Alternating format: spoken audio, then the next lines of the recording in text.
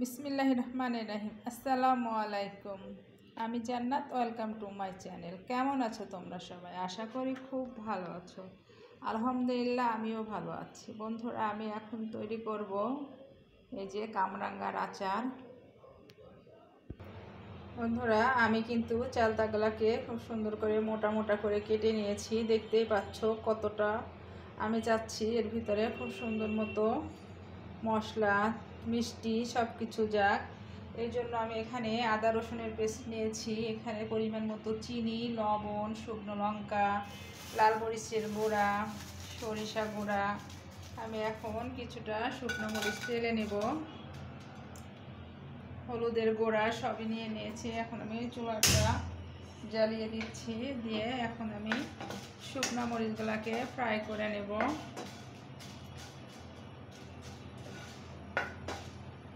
শুকনো মরিচটা কিন্তু আমি এখন ইউজ করব না, লাস্ট পর্যায়ে ইউজ করব। এই জন্য আমি শুকনো খোলাতে টেলে রাখছি। আর বন্ধুরা, তোমরা কিন্তু অবশ্যই আচারে সরিষাটা দেবে। আমি সরিষার গুঁড়াটা আছে তাই গুঁড়াটাই দিয়ে দেব উপর থেকে।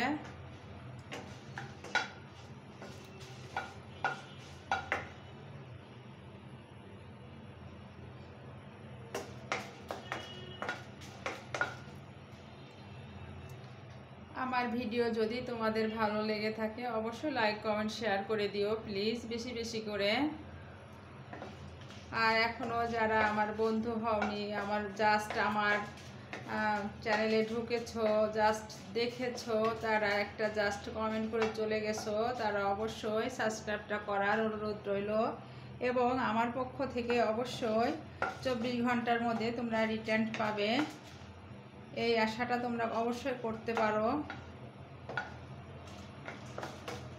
আমার ঝালগুলা দেখো ফ্রাই করা হয়ে গেছে, এখন আমি উঠিয়ে নিচ্ছি।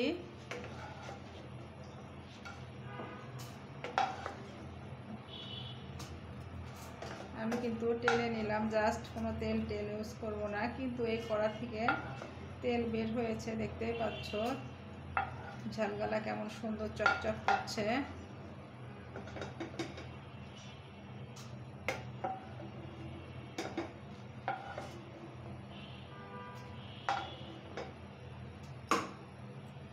আমি চুলার আঁচটা লো আঁচে দিয়ে দিলাম। আমি এখন প্রথমত সরিষার তেল দিয়ে দিচ্ছি। আর আচারটা কিন্তু তোমরা অবশ্যই সরিষার তেল দিয়ে করবে, অন্য তেল দিয়ে করার চেষ্টা করবে না, তাহলে কিন্তু খেতে ভালো লাগবে না। আচার মানে সরিষার তেল, আচার মানে আদা রসুন, আচার মানেই সরিষা। এই তিনটা জিনিসকে, 4-5টা জিনিস কিন্তু অবশ্যই লাগবে, অবশ্যই দিতে হবে এগুলো। আমি 2টা এলাচ, একটু দারচিনির টুকরা আর একটা তেজপাতা দিয়ে নিয়েছি। এখন আমি পরিমাণ মতো লাল মরিচের গুঁড়া দিয়ে দিচ্ছি, পরিমাণ মতো হলুদ দিয়ে দিচ্ছি, আর পরিমাণ মতো লবণটা দিয়ে দিচ্ছি। দিয়ে এটা একটু জাস্ট 10 সেকেন্ডের জন্য নেড়ে নিচ্ছি। খুব সুন্দর একটা ঘ্রাণ চলে এসছে। এখন আমি আদা রসুনের পেস্টটা দিয়ে দিচ্ছি।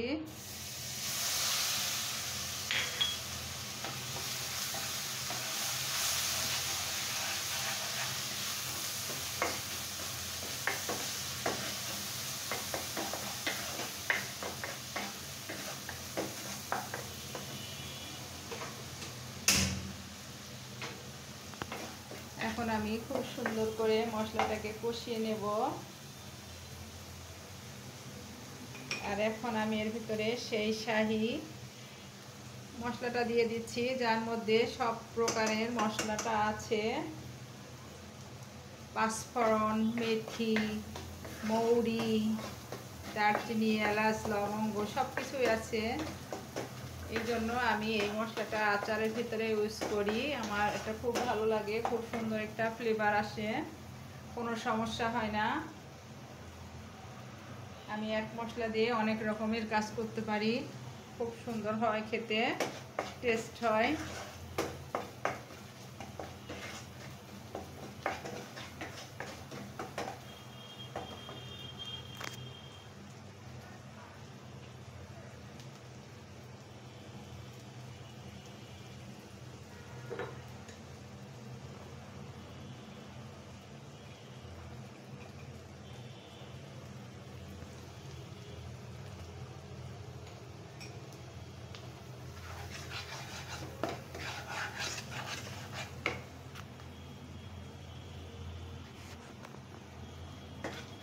আমার মশলাটা ভাজা ভাজা হয়ে গেছে, দেখতেই পাচ্ছ তোমরা। এখন আমি কেটে রাখা কামরাঙা গলা দিয়ে দিচ্ছি।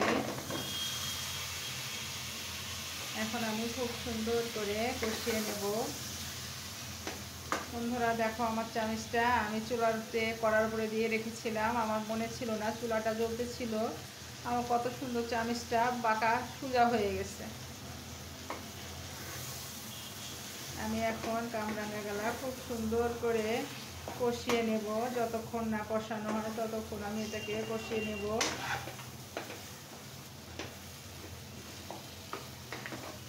কামরাঙা থেকে তো অনেকটা পানি ছেড়ে দেয়, দেখা যাক কতটা পানি আসে।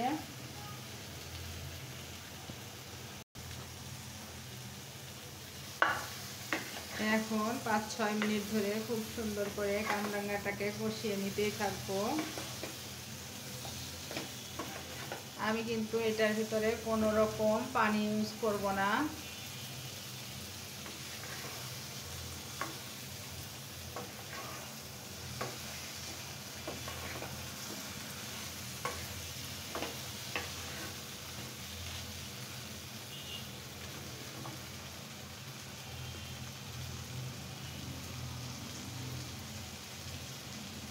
বন্ধুরা, তোমাদের কার কার কামরাঙ্গার আচার খেতে ভালো লাগে অবশ্যই কমেন্ট করে জানিও, তাহলে আমারও ইনশাআল্লাহ খুব ভালো লাগবে।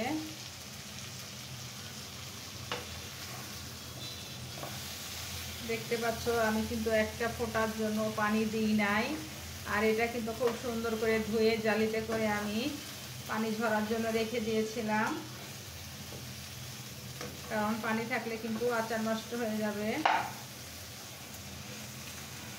এটা ঠিক হবে কেমন মোরব্বার মতো। মোরব্বাগুলা যেমন সুন্দর করে মোটা মোটা করে কাটে, আমিও ঠিক সেরকম মোটা মোটা করে কেটেছি।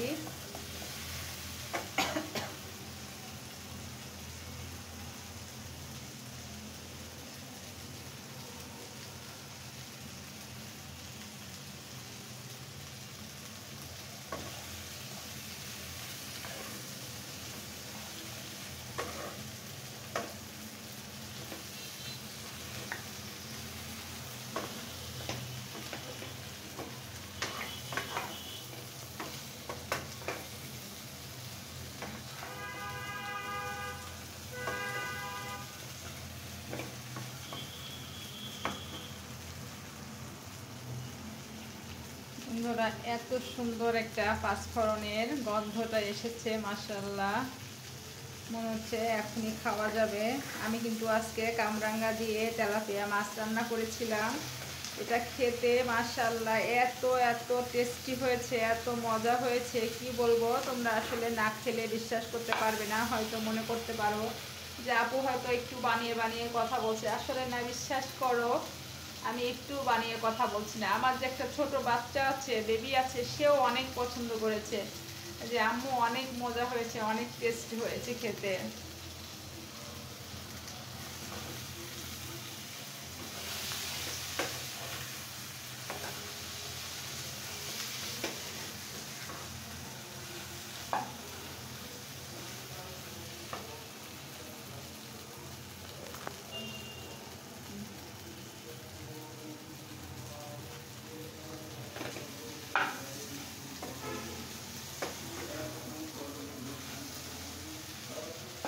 বন্ধুরা দেখতে পাচ্ছ আমার 5-7 মিনিট ভাজা হয়ে গেছে, মশলা দিয়ে কামরাঙ্গাটা কষানো হয়ে গেছে, দেখতে পাচ্ছ।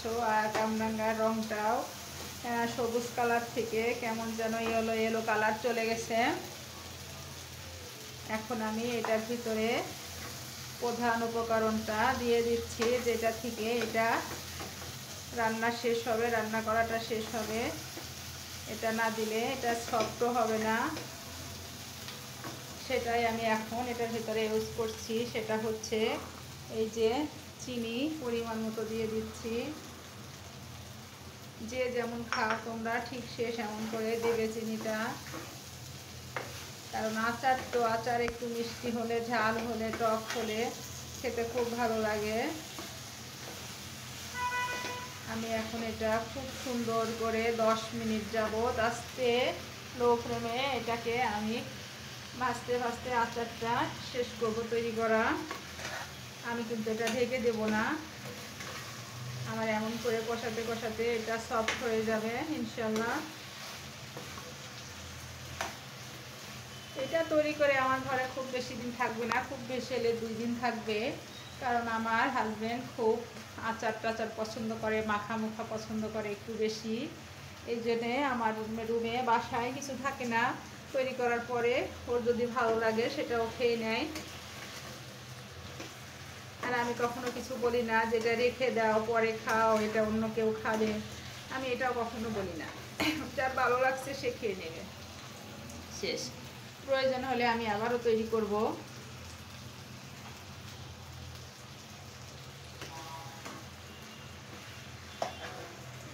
দেখতে পাচ্ছ কত সুন্দর একটা গ্রেভি হয়েছে ভিতরে। এই গ্রেভিতেই আমার এই রান্নাটা পরিপূর্ণ হয়ে যাবে ইনশাল্লাহ, নরমও হয়ে যাবে, সফট হয়ে যাবে। আমি কিন্তু এই যে 1 মগ চা চিনি থেকে আর এতটুকু আছে, জাস্ট এটা দিলে আবার বেশি হয়ে যাবে, এই জন্য দিলাম না।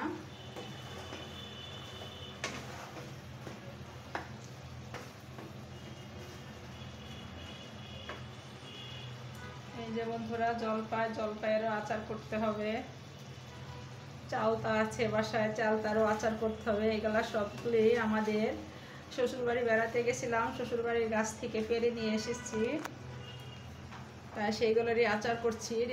রেখে দিলে এগুলা সব নরম হয়ে যাচ্ছে, এই জন্য করে ফেলতে হচ্ছে।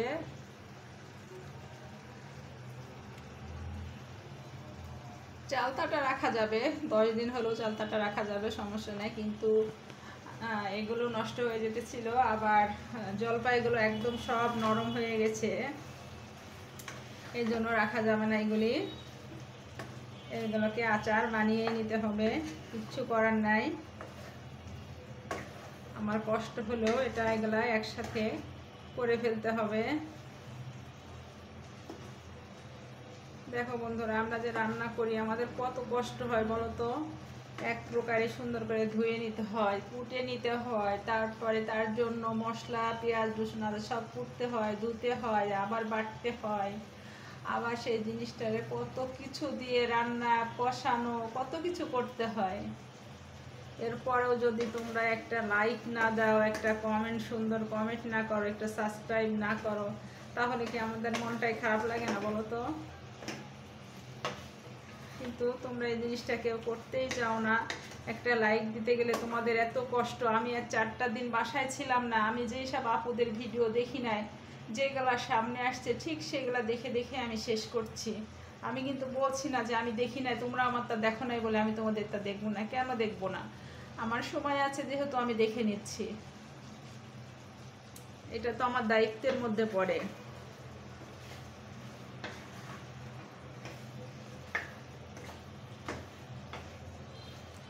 দেখো বন্ধুরা, দেখতে মাশাআল্লাহ কতটা লোভনীয় লাগছে।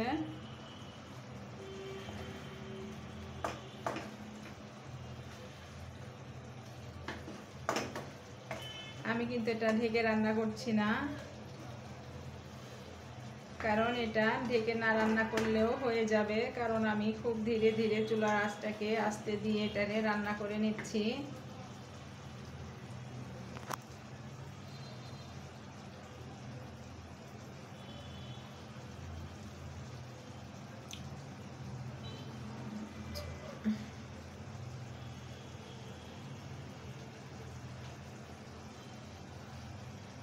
বন্ধুরা, শখের বসে রান্না করতে আসলাম, রান্না করতে এসে ফেঁসে গেছি, এখন না পারি ছাড়তে, না পারি কিছু করতে।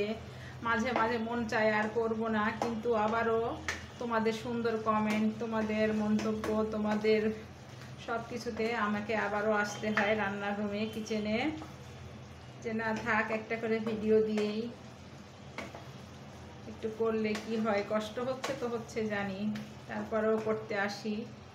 এরপরেও যদি তোমরা একটা সুন্দর লাইক না দাও, কেউ তো লাইক দিতেই চাও না, হাতে গুনে কয়টা মানুষ জাস্ট লাইক দাও, তাছাড়া কেউ লাইক দাও না।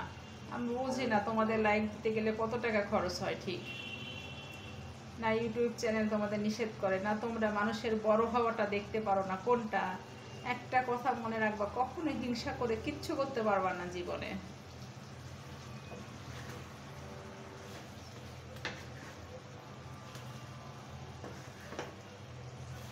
দেখতে পাচ্ছ বন্ধুরা কত সুন্দর চিনি থেকে গ্রেভিটা বের হয়েছে। আর এই চিনি থেকে, এই গ্রেভি থেকে কিন্তু আমার এগুলা সব সফট হয়ে যাবে। আমার কিন্তু আর কোনো প্রয়োজনই নাই। আমি কিন্তু একটা ফোঁটা পানিও দিই নাই আচারের ভিতরে। দেখেছো তোমরা, সুন্দর করে ফুটিয়ে পরিষ্কার করে আমি কিন্তু পানিটা ঝরিয়ে নিয়েছি। এক ফোঁটাও পানি ছিল না আমার কামরাঙ্গার ভিতরে, তাই আমার কামরাঙ্গাটা নষ্ট হওয়ার প্রশ্নই আসে না। আমার ভিনেগার দেওয়া লাগবে না। আমার যদি তোমরা যদি মনে করো যে রেখে খাবে কিছুদিন, তাহলে তোমরা কি করবে, একটু আধাখানা লেবু দিয়ে দিবে। লেবুর রস দিয়ে দিলেও তোমরা অনেকটা দিন রেখে খেতে পারবে ইনশাল্লাহ।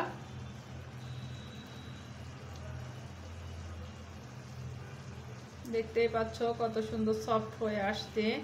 এই জন্য কোনো দরকারও নাই এটার ভিতরে কিছু করা, পানি ঢাকা কোনো কিছুর দরকার নেই। এটা ঠিক মোরব্বার মতো লাগছে। মোরব্বা যে বানাই আমরা চাল কুমড়া দিয়ে মোরব্বা, সেটার মতনই লাগবে দেখতে। এটা রংটাও নষ্ট হবে না, রংটাও এরকম সুন্দরই থাকবে।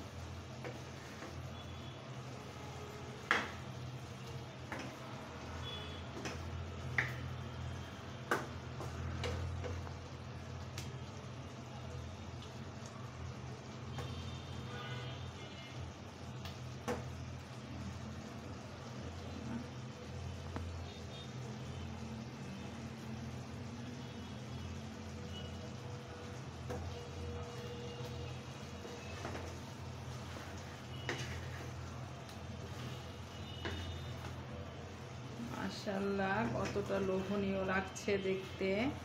মাশাআল্লাহ পোড়া দেখতে মনে হচ্ছে যে আমি মোরব্বা বানাচ্ছি, মোরব্বার মতন হয়েছে।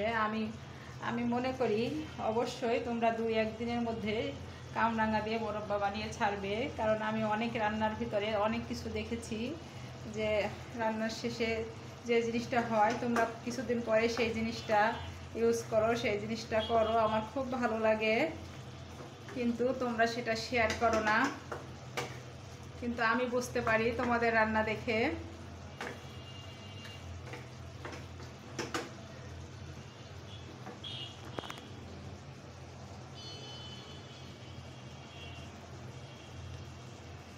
বন্ধুরা ঢাকার কোনো প্রয়োজন নাই। এভাবে এই যে আমার চিনির শিরা দিয়ে এগুলাকে সুন্দর একটা সিদ্ধ হয়ে যাবে, গ্রেভি হয়ে যাবে, মজা তুলতুলে হয়ে যাবে। এর জন্য কোনো দরকারই নাই এটাকে ঢেকে রান্না করার। একটু কষ্ট করে কিছু কিছু সময় উল্টিয়ে দিবে, তা না হলে লেগে যেতে পারে। কি দরকার আমাদের এত রিস্ক নিয়ে, এত কষ্ট করে আমরা একটা জিনিস তৈরি করি। আমরা একটু সামান্য দাঁড়িয়ে থেকে এটা রান্না করতে আমাদের সমস্যাটা কোথায়? আমাদের তো কোনো জায়গায় সমস্যা নাই। তাহলে আমরা এখন একটু উল্টিয়ে পাল্টিয়ে রান্নাটা করে নেব, তাহলে তো সেই খাবারের স্বাদটাও আসে, গুণগত মানটাও থাকে। বন্ধুরা আমি একটু টেস্ট করে দেখি লবণ মিষ্টি ঠিক আছে কিনা। মাশাআল্লাহ কিচ্ছু লাগবে না বন্ধুরা, একদম পারফেক্ট।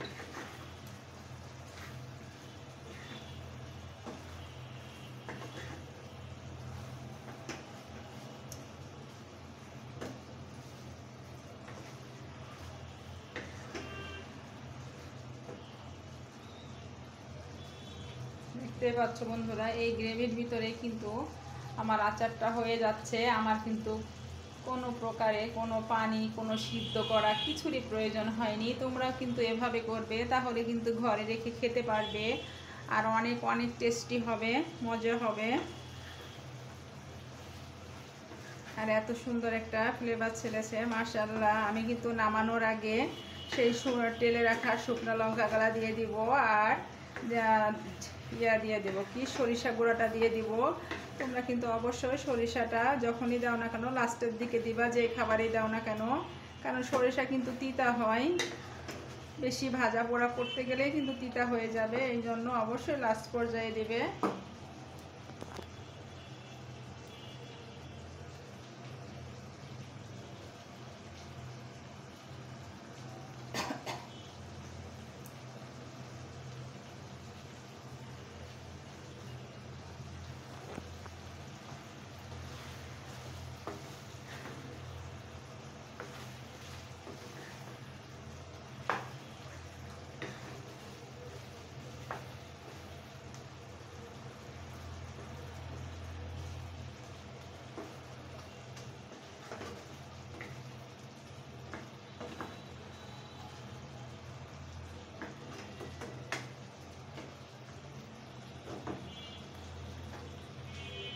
বন্ধুরা আর 5 মিনিট রান্না করলে সুন্দর মতো সিদ্ধটা হয়ে যাবে। আর একটু বাদ আছে,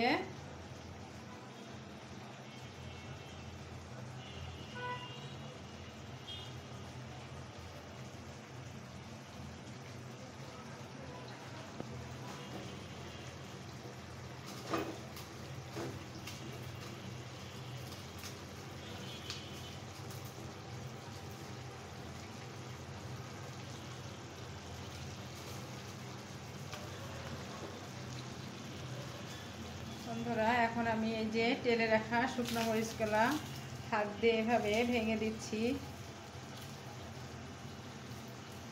এটা থেকে যে মাশাআল্লাহ এত সুন্দর একটা ফ্লেভার আসবে, কোনো কথাই হবে না। আচারের কিন্তু মজা এটাই, সিক্রেট কিন্তু এটাই। লাস্ট পর্যায়ে তোমরা অবশ্যই লঙ্কাগুলোকে এভাবে টেলে আচারের উপরে দিবে। আচারটা দেখতেও যেমন ভালো লাগবে, যখন বীজগুলা দেখা যাবে উপরে, তখন খেতেও ভালো লাগবে, দেখতেও ভালো লাগবে।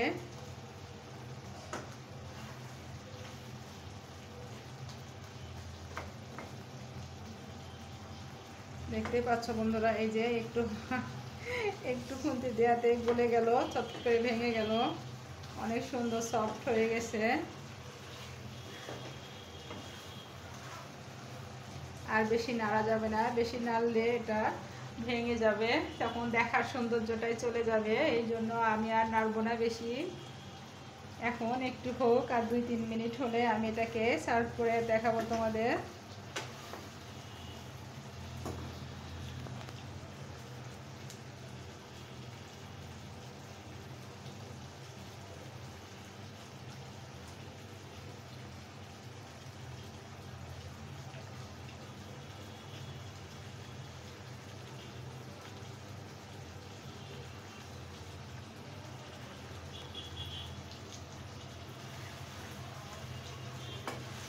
হালকা হাতে একটু খালি উল্টিয়ে দিতে হবে, তা না হলে নিচেরটা উপরে আর উপরটা করে দিতে হবে, তাহলে না হলে লেগে যেতে পারে, এই জন্য।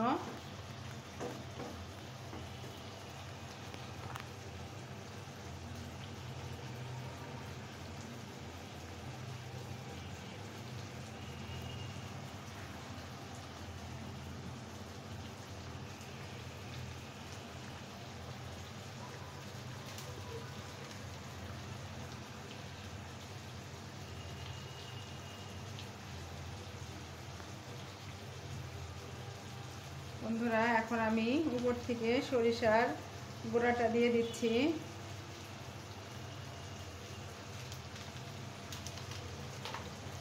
দেখতে পাচ্ছ আরো কতটা লোভনীয় লাগছে, মাশাআল্লাহ।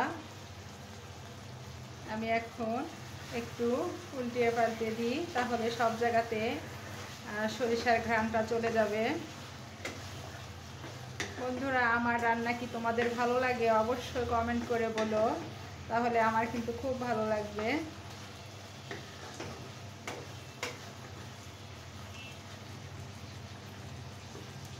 আমি এখন নামানোর আগে, তোমরা ভিনেগার দিতে চাইলে ভিনেগার দিবে, আমি একটু লেবু রস দিয়ে দিচ্ছি নামানোর আগে, তাহলে কিন্তু এই আচারটা নষ্ট হবে না খুব সহজে। বাইরে রেখে দিলেও অনেক দিন খেতে পারবে তোমরা, তাই আমি একটু লেবু রস দিয়ে দিলাম অর্ধেকটা।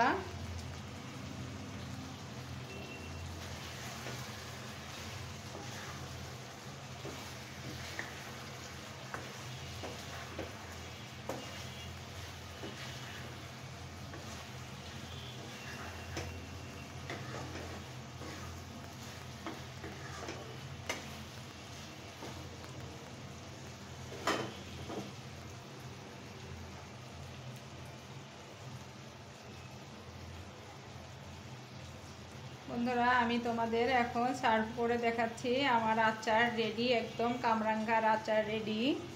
আমি তোমাদের পরিবেশন করে দেখাচ্ছি। দেখো বন্ধুরা, আমি সার্ভ করে নিয়ে এসেছি। মাশাআল্লাহ, কতটা লোভনীয় লাগছে দেখতে কামরাঙ্গার আচার।